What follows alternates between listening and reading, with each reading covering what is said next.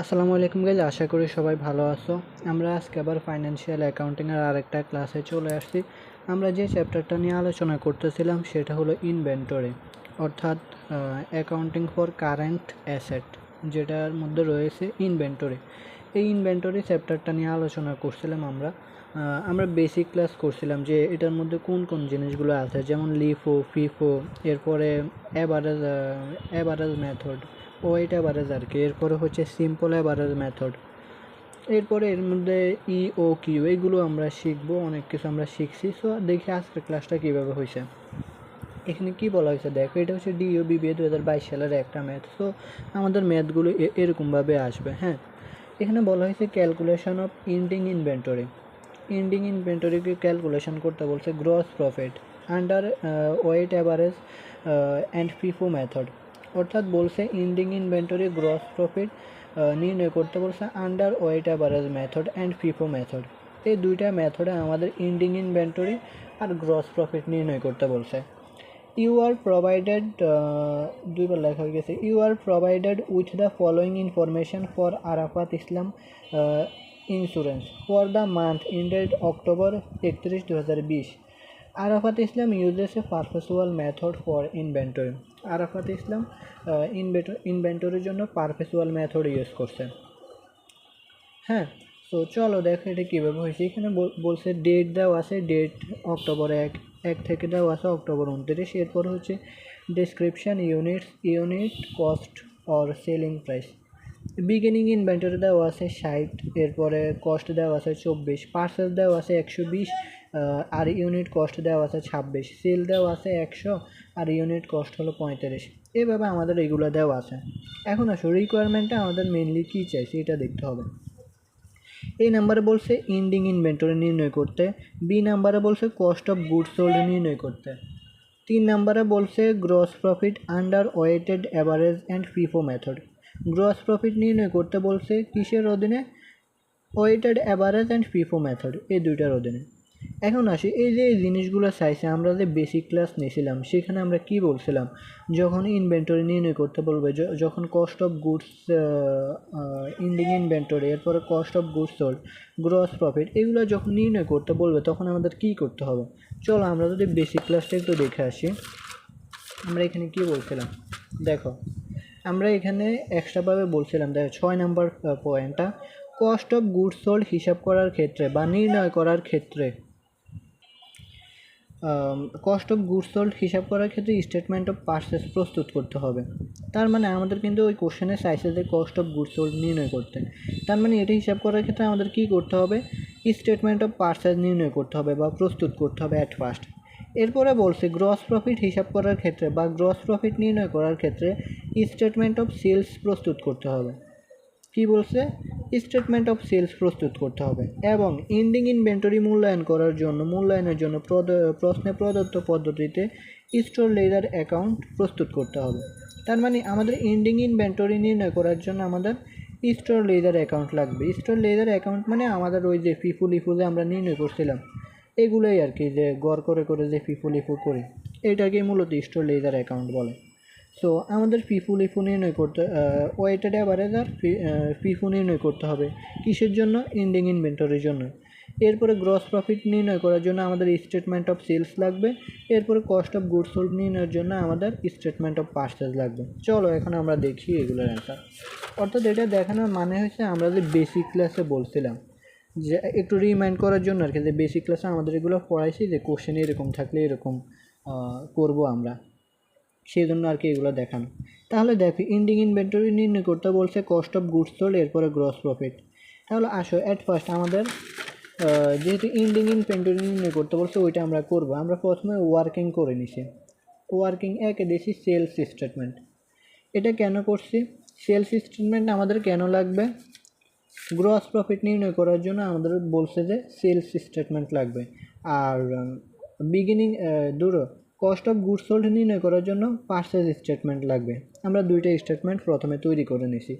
এগুলো কিভাবে? প্রথমে ডেট, এরপরে অ্যাকাউন্টস টাইটেল, এরপরে ইউনিট, প্রাইস, টোটাল টাকা। তাহলে আমাদের সেলস স্টেটমেন্ট মানে কি? শুধুমাত্র সেলসগুলো আসবে, যত টাকা পণ্য আমরা বিক্রি করছি শুধুমাত্র সে বিক্রয়গুলো আসবে। আর পার্চেজ স্টেটমেন্ট মানে হচ্ছে তোমার যতগুলো আমরা ক্রয় করছি সেই ক্রয়গুলো আসবে শুধু। তাহলে এখন দেখো এখানে বিগিনিং ইনভেন্টরি আসবে না, আমাদের আসবে সেলস স্টেটমেন্টে আসবে শুধুমাত্র সেলসগুলো। সেলস আছে অক্টোবর 11 তারিখ, সেলস আছে অক্টোবর 22 তারিখ, সেলস আছে অক্টোবর 29 তারিখ। এই তিনটা নিয়ে নাও, এগুলোর কত কত আছে 135, এরপরে 65 40, এরপরে 120 40। এইগুলো আমরা এখানে লিখে দিয়েছি। এই দেখো 135 65 40 120 40, অর্থাৎ এই যে অক্টোবর 11 22 আর 29। সো এইগুলো টোটাল হিসাব করে এখানে টোটাল টাকা আমাদের আসতে হলো 10,900 টাকা। তাহলে আমরা সেলস স্টেটমেন্ট পেয়ে গেছি। এরপরে পার্চেজ স্টেটমেন্ট। পার্চেজ স্টেটমেন্ট মানে কি, শুধুমাত্র পার্চেজগুলো আসবে, অর্থাৎ আমরা যত টাকা পণ্য বিক্রি করছি সেটাই আসবে। তাহলে দেখো কোশ্চেনে আমাদের বিক্রি কোনগুলো আছে। এই দিন অক্টোবর 9 তারিখে আছে পার্চেজ, অক্টোবর 17 তারিখে আছে পার্চেজ, এরপরে অক্টোবর 25 তারিখ আছে পার্চেজ। এখন এগুলো জাস্ট আমরা 120 ইন্টু গুণ দিবা 26, যে টাকা আসবে ওইটা বসাবা। এরপরে 70 ইন্টু 27 গুণ দেবা, তাহলে যেটা আসছে সেটা বসাবা। 150 ইন্টু 28, যে টাকা আসবে সেটা এখানে বসাবো। এই যে দেখো পার্সেস স্টেটমেন্টে শুধুমাত্র পার্সেসগুলো আসছে। তো ইউনিট আমাদের এখানে বসালাম, এরপরে প্রাইস, এরপরে টোটাল টাকা। এইটা দ্বারা এটাকে গুণ দিলে 3120, 70কে 27 দিয়ে গুণ দিলে 1890, এরপরে 150কে 28 দিয়ে গুণ দিলে 4200 টাকা আসে। তো টোটাল টাকা হচ্ছে 9210 টাকা, আর টোটাল সেলস হচ্ছে 10,900 টাকা। তাহলে আমরা দুইটা স্টেটমেন্ট পেয়ে গেছি আমাদের কথা অনুযায়ী। এখন আসো আমরা ওয়ার্কিং করে নিছি এগুলো। এখন আসি এন্ডিং ইনভেন্টরি নির্ণয় করার জন্য আমরা কি বলছিলাম, কি করতে হবে বলছিলাম। আর এগুলো করতে হবে কিসের অধীনে করতে হবে, ফিফো মেথড আর ওয়েটেড অ্যাভারেজ মেথড। আমাদের বলছে স্টোর লেজার অ্যাকাউন্ট করতে হবে, আমরা বেসিক ক্লাস দেখছিলাম এখানে। এই যে এন্ডিং ইনভেন্টরি নির্ণয় করার জন্য আমাদের স্টোর লেজার অ্যাকাউন্ট প্রস্তুত করতে হবে। তাহলে এন্ডিং ইনভেন্টরির জন্য এখন আমাদের এটা করতে হবে। এই যে প্রথমে ওয়েটেড অ্যাভারেজ মেথড আমরা এখানে দেখাইছি। তো এটা কীভাবে, এটা হচ্ছে ডেটা আমরা গত ক্লাস যারা করনি ওইটা মাস্ট করবা, না হলে বুঝতে পারবা না। ওই ক্লাসে সব কিছু বোঝানো হয়েছে। তো weight average method, FIFO method, LIFO method, simple average method সবগুলো করানো হয়েছে অলরেডি। তো এখন জাস্ট তোমরা এগুলো দেখলেই পারবা। ডেট, ডিটেলস, এরপরে তিনটা করা হবে, একটা হলো পার্চেজ, একটা হলো সেলস, একটা হলো ব্যালেন্স। পার্চেজের গড় আবার তিনটা গড়, একটা হলো ইউনিট, একটা হলো রেট, একটা হলো টাকা। আবার সেলসের গড়ও তিনটা গড়, ইউনিট, রেট, টাকা। আবার ব্যালেন্সের গড়ও তিনটা গড়, ইউনিট, রেট, টাকা। ওকে, তাহলে আমাদের 1 নম্বরে কি আছে, October 1 balance BD. Balance BD সরাসরি কোথায় বসবে, সরাসরি ব্যালেন্সের ঘরে বসবে, ব্যালেন্সের ঘরে বসবে। ইউনিটের জায়গায় ইউনিট বসবে, রেটের জায়গায় রেট বসবে, আর টাকার জায়গায় টাকা বসবে। এই দুইটা গুণ করলে টাকা পাবো আমরা। এখন আসো আমাদের যেহেতু বলছে এন্ডিং ইনভেন্টরি নির্ণয় করতে। হ্যাঁ, এই যে আমাদের এটা প্রথমটা দেওয়া আছে, প্রথমে যে জিনিসটা দেওয়া আছে ব্যালেন্স বিডি বা ওপেনিং ব্যালেন্স বা বিগিনিং ব্যালেন্স, সে এই যে এটা দেওয়া আছে এটা হচ্ছে বিগিনিং। আর বছরের শেষে আমরা যেটা পাবো সেটা হলো এন্ডিং। দেখো কেন আমরা এন্ডিং বা নির্ণয় করার জন্য এই স্টোর লেজার অ্যাকাউন্ট করি, কারণ দেখো এটা তো বছরের প্রথমে দেওয়া আছে, তার মানে বছরের শেষে যেটা আসবে সেটাই হলো আমাদের এন্ডিং। বুঝছো, বছরের শেষে আমরা যে টাকা আর ইউনিট পাবো সেটাই হলো আমাদের এন্ডিং ইনভেন্টরি। আর বছরের প্রথমে এটা হচ্ছে আমাদের বিগিনিং ইনভেন্টরি। আমাদের বলছে যে এন্ডিং ইনভেন্টরি নির্ণয় করতে, তো আমাদের স্টোর অ্যাকাউন্ট নির্ণয় করা লাগবে। তার এখন আসো ব্যালেন্স বিডি দিয়ে আমরা এটা সরাসরি এখানে লিখলাম। এরপরে 9 তারিখে আমাদের পার্চেস করছে। এগুলো কিন্তু সরাসরি সব কোশ্চেনে দেওয়া আছে যে কত টাকা পার্চেস করছে, করছে। ইউনিট আর এগুলো আমাদের কোশ্চেনে অলরেডি আমরা দেখাইছি, জাস্ট এখানে বুঝাই দিই। তো পার্চেস করলে পার্চেসের করে আমাদের ইউনিটগুলো বসবে। ইউনিট 120 ইউনিট, রেট হলো 26, আর টাকা কত 120 ইন্টু 26, 3120 টাকা। এখন এটা আমাদের ক্যালকুলেশন করার ক্ষেত্রে আমাদের আগে হলো 60। ওয়েটেড অ্যাভারেজ মানে কি, তোমার অ্যাভারেজ করতে হবে। হ্যাঁ, এটা অ্যাভারেজ করতে হবে, তার মানে 120 আগের মাল, আগের মাল হচ্ছে 120, নতুন মাল কিনছো আরও 100, আগের মাল হলো 60, নতুন মাল আরও কিনছো 120, তাহলে টোটাল কত ইউনিট হচ্ছে 180 ইউনিট। So 180 unit. এরপরে তোমার আগের টাকা হচ্ছে 1440 টাকা, বর্তমানে হচ্ছে 3120 টাকা। দুইটা যোগ করো, যোগ করলে আসে 4560 টাকা। এখন এখন তোমার এই যে ইউনিট রেট, এই রেট কিন্তু চেঞ্জ হয়ে যাবে। কীভাবে, এখন অ্যাভারেজ করতে হলে তোমার এই 4560কে 180 দিয়ে ভাগ দেবা, ভাগ দিলে আমরা পাবো 25.333। বুঝতে পারছো? এখন আমরা যদি এই 4560কে 180 দিয়ে ভাগ দিই তাহলে আমরা এই মানটা পাচ্ছি। ক্লিয়ার? অর্থাৎ এইভাবে অ্যাভারেজ করতে হবে। তুমি যখন পণ্য ক্রয় করবা এটার সাথে যোগ করতে হবে, বিক্রয় করলে বিয়োগ করতে হবে। ওয়েটেড অ্যাভারেজ মেথডের মানে কি, তোমার হচ্ছে পারচেস করবা, তোমার যোগ করবা, কোনটা যোগ করবা, ইউনিটের সাথে ইউনিট যোগ করবা, আর টাকার সাথে টাকা যোগ করবা, আর এরপরে টোটাল টাকাকে টোটাল ইউনিট দিয়ে ভাগ দেবা। এই টোটাল টাকাকে টোটাল এই ইউনিট দিয়ে ভাগ দিলে আমরা রেট পাবো। অর্থাৎ যখন পারচেস করব তখন আমাদের এই রেট চেঞ্জ হবে। ক্লিয়ারলি বোঝার ট্রাই করো। দেখছো আগের এখানে আমাদের ছিল 24, এখন যখন আমরা পারচেস করছি তখন আমাদের রেট চেঞ্জ হয়ে গেছে যোগ করার ফলে। বুঝতে পারছো? টোটাল টাকাকে টোটাল ইউনিট দিয়ে ভাগ করলে আমরা এই রেট পাবো। আর পারচেস করলে একমাত্র রেট চেঞ্জ হয়, বিক্রয়ের সময় রেট চেঞ্জ হয় না। ক্লিয়ার? এই যে এখন দেখো 11 তারিখে দেখো সেল করতে হলে 100 ইউনিট। এখন 100 ইউনিট যে সেল করছে, তাহলে তোমার এখানে কত রেটে সেলস করছে এটা কীভাবে বুঝবা? কত রেট হচ্ছে আমাদের এই রেটে ধরতে হবে, কারণ আমরা বলেই দিছি যে তোমার পার্চেসের সময় শুধুমাত্র রেট চেঞ্জ হয়, বিক্রির সময় রেট চেঞ্জ হয় না। বিক্রয়ের সময় যে আগের রেটে মাল বিক্রয় করা হয়। ওকে, তাহলে এই যে 25.33 দিয়ে এটাকে গুণ দিবা, গুণ দিলে আসবে 2533.33, এটা আমাদের আসবে। তাহলে এখন 180 থেকে তুমি 100 ইউনিট বিক্রি করে দিচ্ছ, তাহলে আর থাকে কত ইউনিট? 80 ইউনিট থাকে। এরপরে 4560 থেকে 2533.33 টাকা বিয়োগ করে দিচ্ছ, যেহেতু বিক্রয় করছো, তাহলে আর থাকে কত? 2026.66 টাকা এটা থাকে। অর্থাৎ দুটা বোঝার ট্রাই করো। ক্রয়ের সময় আমাদের যোগ করছে, বিক্রয়ের সময় আমরা এখন বিয়োগ করে দিছি 100 ইউনিট, তার থাকে 80। আর যোগ বিয়োগ হবে একমাত্র শুধুমাত্র ইউনিট আর টাকার মধ্যে। আর ক্রয়ের সময় শুধু রেটটা চেঞ্জ হবে, বিক্রয়ের সময় কোনো রেট চেঞ্জ হবে না, যেটা আছে সেটাই। দেখছো এখানে 80 ইউনিট, এই 25 দিয়ে আমরা 25.333 দিয়ে গুণ দিছি, আর আমরা এই মানটা পাইছি। এখন দেখো 17 তারিখে আবার কি করছে, 17 তারিখে আবার ক্রয় করছে। তো ক্রয় করলে আমাদের ইয়েকে এই যে ক্রয় করছে 70 ইউনিট 27 টাকা দরে, তাহলে 70 × 27 দিলে 1890 টাকা। ক্রয় করলে আবার 70 ইউনিট ক্রয় করছে, আগের ইউনিট আছে 80 ইউনিট, বর্তমানে আবার ক্রয় করছে 70 ইউনিট, তাহলে কত হয়? Total 150 unit. আগের টাকা হলো 2026.66 টাকা, বর্তমান টাকা হলো 1890 টাকা, তাহলে টোটাল যোগ করলে হয় 3916.664 টাকা। এখন এই রেট চেঞ্জ হবে, যেহেতু ক্রয় করছে এখন রেট চেঞ্জ হবে। কীভাবে? এই যে টোটাল টাকাটাকে আমরা টোটাল ইউনিট দিয়ে ভাগ দেব, তাহলে আমরা এই রেট পাবো 26.110, এই রেট পাবো। এইভাবে আমরা সবগুলা করছি, আমরা আগের ক্লাসে এগুলো করাইছি, সো অলরেডি এগুলো তোমরা পারো। সো এইভাবে আর কি আমাদের পরেরগুলো করতে। আবার সেল করছে, এটা আবার তোমার 65 ইউনিট বাদ দেবে 150 থেকে, এরপরে এই টাকা থেকে এই টাকা বাদ দেবা, আর এই দরে এটা বিক্রি করে দিয়েছে। আবার ক্রয় করছে, আবার তোমার এটা 150-এর সাথে 85 যোগ হবে, এই যে আবার ইয়ে করছে। এইভাবে ইয়ে করে আমাদের লাস্টে আসতে হলো ইন্ডিং ইনভেন্টরি 115 ইউনিট, কত? 3141 টাকা।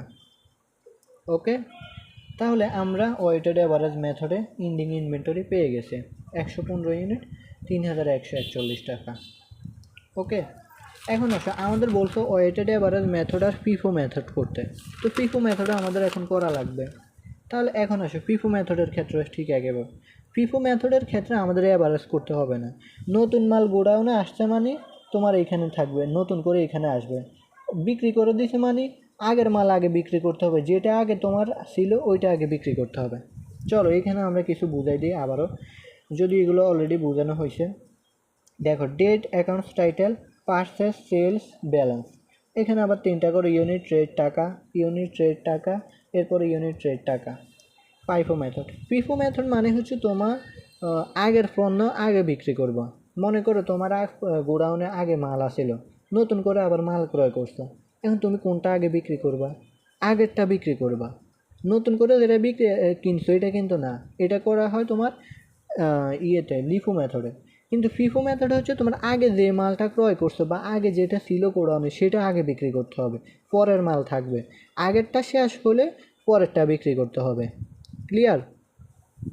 তাহলে এখন আসো ব্যালেন্স বিডি, প্রথমে যেটা দেওয়া আছে এটা সরাসরি আমাদের বসবে এইখানে। সো এটা হচ্ছে আমাদের বিগিনিং ব্যালেন্স, সরাসরি বসবে ব্যালেন্সের এখানে। তো এখানে 60কে 24 দিয়ে গুণ দিলে 1440। এখন আসো 9 তারিখে কী করছে, পারচেস করছে 120 টাকা দর, 120 ইউনিট 26 টাকা দরে, তাহলে এটা গুণ করলে আসে 3120 টাকা। তাহলে এখন আগের মাল আছে যেটা, এটা আমাদের এখানে নামাতে হবে 60, 24, 1440। নতুন মাল আমরা আবার ক্রয় করছি 120 ইউনিট 26 3120, এই যে 120 ইউনিট 26 3120, এটা নিচে বসবে। ঠিক একেবারে 11 তারিখ দেখো এখানে সেলস মানে এখন বিক্রি করছে কত ইউনিট, 100 ইউনিট বিক্রি করতে হবে, কোশ্চেনে আছে এগুলো। দেখো সেলস মানে এই যে 100 ইউনিট বিক্রি করছে, সেলসের ক্ষেত্রে কিন্তু এই যে রেটের কোনো ইয়ে নেই, কাজ নেই। তো 100 ইউনিট বিক্রি করছে, তাহলে 100 ইউনিট বিক্রি করলে আমরা বলছি আগের মাল আগে বিক্রি করতে হবে। তো আগের মাল আগে বিক্রি করলে আমাদের প্রথমে যে মালটা আসলে গোডাউনে 60 টাকা দামের, তো এখান থেকে 60 ইউনিট আমাদের বিক্রি করে দিতে হবে। কত টাকা দামে, এই যে 24 টাকা দামে এটা আমরা বিক্রি করে দিয়েছি এই মালটা। তাহলে প্রথম মালটা আমাদের শেষ, এই প্রথম মালটা 60 ইউনিট শেষ। এখন আমাদের তো 100 ইউনিট বিক্রি করতে হবে, তাহলে আরও কত ইউনিট লাগে, 40 ইউনিট লাগে। সে 40 ইউনিট কোনটা থেকে নেব, পরের মালটা থেকে নেব, কারণ আগেরটা শেষ করছি এখন পরেরটা থেকে নেব। তাহলে 120 ইউনিট থেকে এখন 40 ইউনিট নেব, এই যে 26 টাকা, এই যে 26 টাকা। সো 40 ইন্টু 26 3120 টাকা আসে। সো এটাই হচ্ছে কি আমাদের যে আগের মালটা আমরা আগে বিক্রি করছি, এরপরে আরও থাকলে সেটা আমরা পরেরটা থেকে বিক্রি করব। তাহলে এখন আমাদের 100 ইউনিট চলে গেছে। আচ্ছা, তো এটা তো শেষ, 120 ইউনিট থেকে 40 ইউনিট গেলে আর কত ইউনিট থাকে, 80 ইউনিট। তো 80 ইউনিট থাকলো 26 টাকা দরে 2080 টাকা। ওকে, এরপরে দেখো আবার পারচেস করছে 70 ইউনিট 27 টাকা দরে 1890 টাকা। তো আগের আছে 80 টাকা দরে 26 টাকা এটা আছে। আবার নতুন ক্রয় করছে 70 টাকা দরে, 70 ইউনিট 27 টাকা দরে 1890 টাকা। তাহলে আগের মাল আছে, আবার নতুন করে মাল কিনছে। হ্যাঁ, আবার বিক্রি করছে, আর কত ইউনিট বিক্রি করতে হবে, 65 ইউনিট বিক্রি করতে হবে। এই যে দেখো এগুলো কোশ্চেনে দেওয়া আছে, এগুলো নিয়ে কোনো ইয়ে নেই। আবার বিক্রি করছে 65 ইউনিট।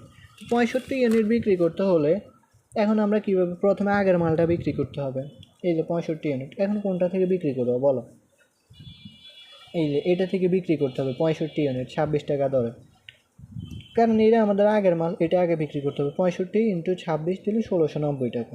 এখন এখানে কিন্তু আরও মাল আছে, তো 80 থেকে 65 না গেছে, আরও কত থাকে, আরও 15 ইউনিট থাকে। তো 15 ইন্টু 26 দিলে 390 টাকা। আর এই পরের মালটা পুরাটাই রয়েছে 70 ইন্টু 27 1890 টাকা। এইভাবে আর কি আমরা সবগুলো করছি। এরপরে হলো পার্সেস করছে, আবার পার্সেস করছে, তো পার্সেসটা আবার নিচে গিয়ে এখানে হবে, বা আবার আমরা বিক্রি করছি। তো বিক্রি করলে আবার আমাদের প্রথম থেকে বিক্রি করে করে শেষে থাকে হলো 115 ইউনিট 28 টাকা দরে আমাদের 3220 টাকা। সো এটাই হলো আমাদের এন্ডিং ইনভেন্টরি। এটা হচ্ছে আমাদের বিগিনিং ইনভেন্টরি। কোশ্চেনে বলছে আমাদের এন্ডিং ইনভেন্টরি নির্ণয় করতে, তাহলে 115 ইউনিট আর হচ্ছে 3220 টাকা, এটাই হচ্ছে আমাদের এন্ডিং ইনভেন্টরি। ক্লিয়ার? তাহলে আমাদের এন্ডিং ইনভেন্টরি করা শেষ, এগুলো আমরা দেখাবো। এখন আসো আমাদের করতে হবে কিসের, এরপরে বলছে gross profit under weighted average and FIFO method. আচ্ছা, এখন আসো আমাদের এরপরে কী করতে হবে দেখো। এখন আন্ডার ওয়েটেড অ্যাভারেজ মেথড, প্রথমে আমরা 3টা রিকোয়ারমেন্টই করব। কয়টা রিকোয়ারমেন্ট আছে এখানে, 1টা 2টা 3টা, 1টা 2টা 3টা। আমাদের এগুলো করতে হবে ওয়েটেড অ্যাভারেজ অ্যান্ড ফিফো মেথডে, অর্থাৎ আমাদের ending inventory, cost of goods sold, gross profit, তিনটাই নির্ণয় করতে হবে weighted average and FIFO method. তাহলে আমরা প্রথমে ওয়েটেড অ্যাভারেজ মেথডে এন্ডিং ইনভেন্টরি করছি। এই যে under weighted average method, requirement 1 আমাদের বলছে এন্ডিং ইনভেন্টরি নির্ণয় করতে। তাহলে এন্ডিং ইনভেন্টরি 115 ইউনিট 3142, এই যে আমরা যেটা বের করলাম। ওয়েটেড অ্যাভারেজ মেথডে আমরা 115 ইউনিট 3141 টাকা পাইছি। সো এখানে 41 দিতে পারে 42, মাঝে মাঝে 1-2 টাকা কম হতে পারে, কেন ওই যে ক্যালকুলেশনে আমরা যে পয়সা কম ধরে বেশি ধরি, তো সে কারণে। সো এটা হচ্ছে আমাদের এন্ডিং ইনভেন্টরি আমরা পাইছি। ওকে, এরপর রিকোয়ারমেন্ট 2তে বলছে, আচ্ছা এটা আমরা 3 নম্বরটা আগে দিয়ে ফেলছি। 2 নম্বরে বলছে হলো কস্ট অফ গুডস সোল্ড নির্ণয় করতে। তো এই কস্ট অফ গুডস সোল্ড নির্ণয় করতে হবে আন্ডার ওয়েটেড অ্যাভারেজ মেথড। এরপরে আমরা আবার করব তিনোটাই করব ফিফো মেথডে। প্রথমে ওয়েটেড অ্যাভারেজ করতেছি। তো কস্ট অফ গুডস সোল্ড আমরা কীভাবে হিসাব করি, যে আমরা যারা এসএসসিতে কিংবা ইয়েতে পড়ছিলাম অ্যাডমিশনে, কস্ট অফ গুডস সোল্ড বা বিক্রিত পণ্যের ব্যয়, প্রারম্ভিক মজুদ যোগ ক্রয়, এরপরে ক্রয় পরিমাণ, এই বিষয়গুলো থাকে। লাস্টে বাদ দিতে হয় সমাপনী মজুদ পণ্য। হ্যাঁ, লাস্টে সমাপনী মজুদ পণ্য বাদ দিতে হয়। তাহলে আমাদের কোশ্চেনে আসে হলো ওপেনিং ইনভেন্টরি বা beginning inventory. So beginning inventory আছে 1440 টাকা ওয়েটেড অ্যাভারেজ মেথডে। দেখো এখানেও বিগিনিং ইনভেন্টরি 60x24 দিলে এটা দুইটার ক্ষেত্রে সেম হবে। এই যে 60x24 1440 টাকা হচ্ছে বিগিনিং ইনভেন্টরি, এটা হচ্ছে ওয়েটেডে। সো এই যে 1440 টাকা। তো এটার সাথে যোগ হবে কি পার্সেস। আমরা যে পার্সেস স্টেটমেন্ট তৈরি করছি, কেন করছি? এই পার্সেস এখানে বসানোর জন্য। তাহলে পার্সেস এখন বসাও। এই যে পার্সেস আমরা কত করছি, এই যে পার্সেস স্টেটমেন্ট কত, 9110 টাকা। এটা এখন ওইখানে যোগ করো, এই যে 9210 টাকা।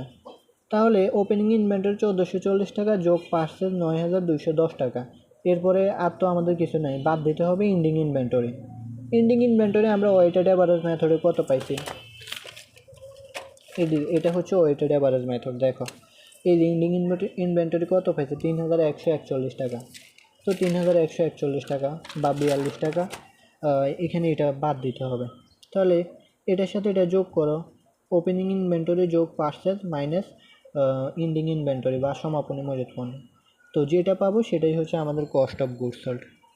ক্লিয়ার?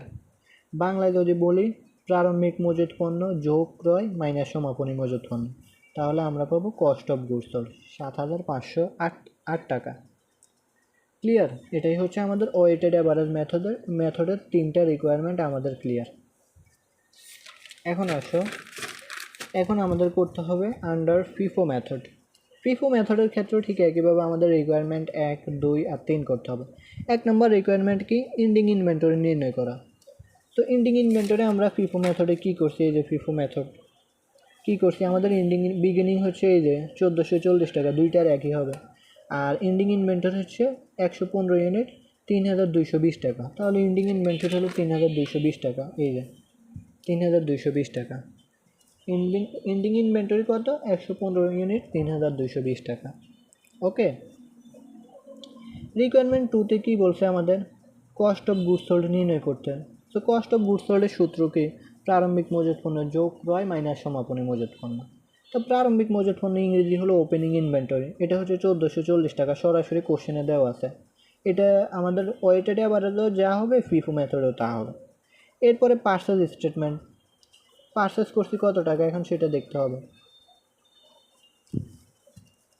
তো পার্সেস, আচ্ছা এখানে আমরা এখানে আরেকটা কথা, আমরা এখানে গ্রস প্রফিটটা দেখাইনি 3 নম্বরে রিকোয়ারমেন্ট। এখানে গ্রস প্রফিট নির্ণয় করার সূত্র কি, sales minus cost of goods sold. So আমরা সেলস স্টেটমেন্ট কিন্তু বের করছি। দেখো সেলস স্টেটমেন্ট কেন বের করছি, এই যে সেলস স্টেটমেন্ট 10,900 টাকা পাইছে। এই 10,900 টাকা এখন আমরা ওইখানে দেখব। সেলস মনে রাখবা, মোট মুনাফা নির্ণয় করার সূত্র হচ্ছে বিক্রয় মাইনাস বিক্রিত পণ্যের ব্যয়, মোট মুনাফা। তাহলে সেলস হচ্ছে 10,900 টাকা, আমরা এটা বের করছি। কস্ট অফ গুডস সোল্ড কত পাইছি, 7,508 টাকা, এই যে 7,508 টাকা। তো এটা থেকে এটা বাদ দাও, এটা ক্যালকুলেশন করতে মনে ছিল না। 10,900 মাইনাস 7,508, তাহলে 3,392 টাকা, 3,392 টাকা। এটাই হচ্ছে আমাদের অ্যান্সার, গ্রস প্রফিট। ওকে, তাহলে আমাদের কস্ট অফ গুডস সোল্ড বের করার মানে হচ্ছে এই যে গ্রস প্রফিট নির্ণয় করার জন্য sales minus cost of goods sold, তো আমরা পাইছি হলো গ্রস প্রফিট। ওকে, তো আচ্ছা এখন আসো, এখানে আমাদের কি বলছিলাম আমরা, আচ্ছা এখানে হচ্ছে আমাদের এই যে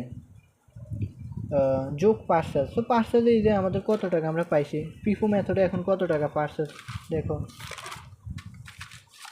আমাদের পার্সেস হলো 9,210 টাকা। এই পার্সেস ওইখানে আমাদের এখন যোগ করে দাও, এই যে 3,210 টাকা। এরপরে বাদ দিতে হবে এন্ডিং ইনভেন্টরি।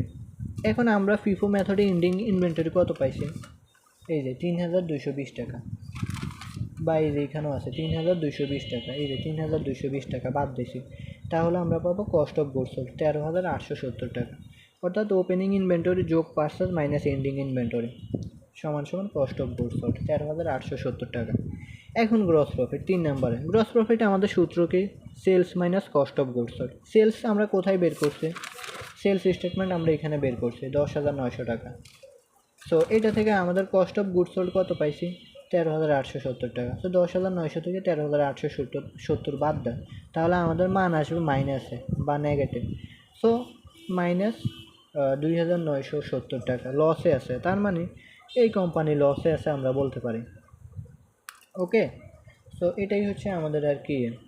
দেখো এখানে প্রত্যেকটাই আমাদের বের করে করতে হবে। প্রথমে ইন্ডিং ইনভেন্টরি করতে হয়েছে, এই ইন্ডিং ইনভেন্টরি এখানে কাজে লাগবে। আবার পার্সেস স্টেটমেন্ট তৈরি করছে, এখানে পার্সেস স্টেটমেন্ট কাজে লাগবে। এরপরে ওপেনিং ইনভেন্টরি সরাসরি কোশ্চেনে দেওয়া আছে, তারপরে আমরা কস্ট অফ গুডস সোল্ড পাইছি। এরপরে এটার ক্ষেত্রে আবার আমাদের এই কস্ট অফ গুডস সোল্ড লাগবে, আবার আমাদের সেলস স্টেটমেন্ট লাগবে, তারপরে আমরা গ্রস প্রফিট পাইছি। এখানে হচ্ছে গ্রস লস। ক্লিয়ার? সো আশা করছি আজকের ক্লাসটা তোমরা বুঝতে পারছো। এরপরে যদি কেউ কোনোটা না বুঝতে পারো প্লিজ অবশ্যই কমেন্ট অথবা ইনবক্স করতে হবে। দিন শেষে তোমাকে বুঝতে হবে, এটাই হলো বড় কথা। হ্যাঁ, সো না বুঝলে অবশ্যই বলতে হবে। সো আজকের ক্লাসটা এই পর্যন্ত। ধন্যবাদ সবাইকে।